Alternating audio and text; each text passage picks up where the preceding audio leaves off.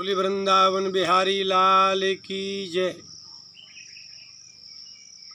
बड़े बड़े कथाओं में कथावाचकों ने, प्रवचनकर्ताओं ने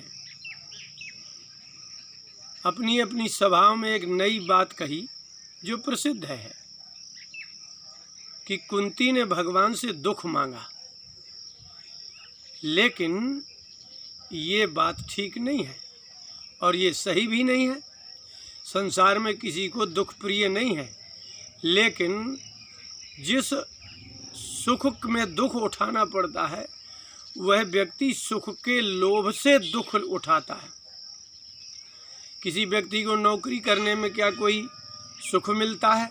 उसके ऑफिसर कितनी बार गलतियों के बिना और गलती होने पर भी कितना अपमानित करते हैं, लेकिन उनको जो धन मिलता है, उससे जो आजीविका चलती है, उससे जो सुख मिलता है, उस सुख के लिए दुख उठाया जाता है। दुख तो कौन मांगता है? कोई नहीं। आप इस श्लोक पर विचार करिए। भागवत के प्रथम स्कंद के 8वें अध्याय का 25वां श्लोक है। कुंती ने भगवान से अपने पांचों पांडु पुत्रों के पांचों पुत्रों के निधन के बाद जो स्तुति की है, उसमें उन्होंने कहा, कुंती ने कहा कि हे भगवान, विपदा सन्तु नः शश्वत तत्र तत्र जगद्गुरो भवतो दर्शनम यत्स्याद् पुनर्भव दर्शनम। हे भगवान, आपको जब भी मैंने आते देखा तब भी आपको दुख में ही, आपत्ति में ही आते देखा। आपके आगमन का कारण विपत्ति ही है। आप दुख में ही आते हैं, सुख में कभी भी किसी जीव के पास आप आते ही नहीं हैं। दुख में ही आपका स्मरण होता है। तो न हम लोगों को शाश्वत सदा ही विपदा संतु, आपत्ति बनी रहे, क्योंकि तत्र तत्र जहाँ जहाँ आपत्ति आती है, हे जगत गुरु, दर्शनम यत्स्यात्, आपके दर्शन हो जाते हैं। और आपके दर्शन का फल है अपुनर्भव दर्शनम। इस भव का, संसार का पुनः दर्शन नहीं होता, मोक्ष ही आपके दर्शन का फल है। तो जो ब्रह्मानंद है, मोक्षानंद है, इसके लिए आपत्ति संसार की कह रही है वो, क्योंकि हेतु आपत्ति है। भगवान के दर्शन का हेतु आपत्ति है, दुख है। तो दुख कौन मांग रहा है? आप विवाह करते हैं, क्या कम दुख होता है? आप संतान करते हैं, क्या कम दुख होता है? आप धन कमाते हैं, क्या कम दुख होता है? तो संतान उत्पत्ति के पूर्व में दुख है और संतान उत्पत्ति के पश्चात भी दुख है। धन कमाने के पहले भी दुख है, धन कमाने के बाद भी दुख है। तो सुखाय कर्माणि करोति लोके, वास्तव में किसी भी दुख का कारण तो सुख की प्राप्ति ही है न मूल में। इसलिए उसने भगवान के दर्शन को ही मांगा है। आपत्ति तो हेतु है उसकी, दुख थोड़ी मांगा कहलाएगा वो। दुख मांगना तो तब कहलाता जब कोई व्यक्ति ये कहता कि हमें दुख चाहिए, लेकिन फल कुछ ना निकलता। लेकिन कारण क्या है? कारण है भगवान का दर्शन। तत्र तत्र जहाँ जहाँ आपत्ति है, वहाँ वहाँ आपका दर्शन है।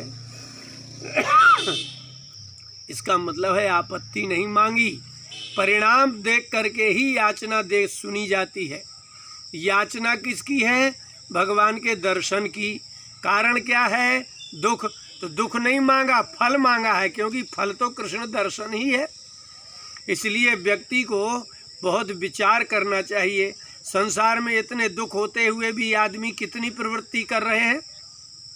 कई लोग तो चोरी भी कर रहे हैं, आदमी भी मार रहे हैं। तो क्या उनका दुख मूल में है? मूल में दुख नहीं है।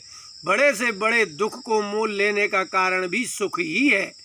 सुख के कारण ही बड़ी सी बड़ी आपत्तियों को लोग मोल ले लेते हैं। बड़े से बड़े दुख को कोई लेने को तैयार कैसे हो सकता है? थोड़ी सा भी दुख कोई सहन करने को तैयार नहीं है, थोड़ी सी भी बुरी बात कोई सुनने को तैयार नहीं है। लेकिन यदि अपमान सहने से आपको 50,000 1 लाख का महीना मिल रहा है, तो आप अपने ऑफिसरों के द्वारा किए गए अपमान, अपने मालिक के द्वारा किए गया तिरस्कार, आप सब कुछ तो सहते हैं। पति का तिरस्कार, पत्नी का तिरस्कार, परिवार का तिरस्कार, समाज का तिरस्कार, सिर्फ उसके मूल में तो सुख ही है। सुख के कारण सभी लोग अपने इतना दुख उठाते हैं। तो भगवान का दर्शन बार बार आपत्ति काल में ही होता है। इस कारण उन्होंने कहा कि भवतो दर्शनम यत् स्यात्, जहाँ जहाँ आपत्ति होगी वहाँ वहाँ भवतः आपका दर्शन होगा। इसलिए आपका दर्शन ही हमें चाहिए। इसलिए जिस कारण से आपका दर्शन हो वो आपत्ति नहीं है, वह तो वास्तव में मूल कारण है। इसलिए भगवान के दर्शन का कारण तो संसार का दुख ही है। बिना संसार के दुख के सुख में किसी को वैराग्य नहीं होता है। कोई बड़े भाग्यशाली हैं जो सुख में भी अपने संसार को परित्याग कर देते हैं वैराग्य करके। सिद्धार्थ जैसे राजा थे, उनको वैराग्य हो गया, सुख के काल में हुआ। सुख में वैराग्य तो बड़े बड़े भाग्यशालियों को होता है, लेकिन दुख में ही वैराग्य होता है। इसलिए भगवान का दर्शन ही मुख्य है। वास्तव में ये दुख मांगना नहीं है, दुख की याचना कोई करता ही नहीं है, क्योंकि दुख की कामना नहीं होती, सदा ही सुख की कामना होती है। इसलिए सुख की कामना के लिए उठाया गया दुख दुख प्रतीत नहीं होता। किसी को मातृत्व चाहिए, किसी को माँ बनना है तो गर्भ धारण का दुख तो सहना होगा, प्रसव वेदना सहनी होगी। तो ये प्रसव वेदना और गर्भ धारण करना ये दुख का अनुभव नहीं है। वास्तव में वह जो पुत्रोत्पत्ति है उस सुख के लिए उठाया गया दुख है। वो दुख नहीं मांगती, पुत्र ही मांगती है, संतान ही मांगती है। इसलिए सभी दुखों का मूल कारण सुख है। इसलिए सुख के लिए जैसे लोग दुख उठाते हैं, उसी प्रकार से कुंती का एकमात्र उद्देश्य भगवान श्री कृष्ण का ऐसा दर्शन जिसमें अपुनर्भव दर्शन, पुनः संसार में दर्शन ही नहीं होगा। तो मुख्य क्या है? दुख की भगवान कृष्ण का दर्शन।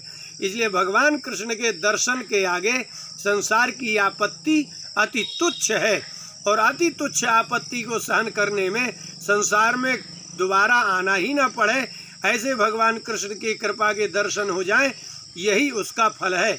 बोले वृंदावन बिहारी लाल की जय।